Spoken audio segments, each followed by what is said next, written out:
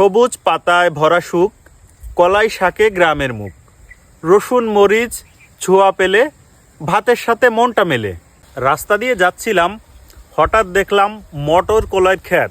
তো খুবই কৌতূহল জাগলো যে মটর কলাইয়ের ক্ষেত এখনও দেখা যায়। আগেরকার দিনে কৃষক যখন মাঠে জমি চাষ করত, বিভিন্ন প্রকারের চাষাবাদই করত। এখন কয়েকটা হাতে গোনা ফসল ছাড়া আর কিছু তেমন দেখা যায় না। আগে যে কোনো মাঠেই আমরা যে কোনো কলাই শাক দেখতে পেতাম। তখন ছোটোবেলায় শখ হতো, চলে যেতাম সিম ছেঁড়ার জন্য। এখন আর চাইলেও যাইতে পারি না, কারণ এখন কলাই শাকটাই নেই। এই শাক খেতে খুবই সুস্বাদু এবং এই শাকে অনেক উপকারিতাও রয়েছে, যেমন প্রচুর পরিমাণে ফাইবার রয়েছে, প্রচুর পরিমাণ ক্যালসিয়াম রয়েছে, পটাশিয়াম রয়েছে এবং কলাই শাক খেলে পেটের যে বদহজমটা থাকে এটাও ঠিক হয়ে যায়।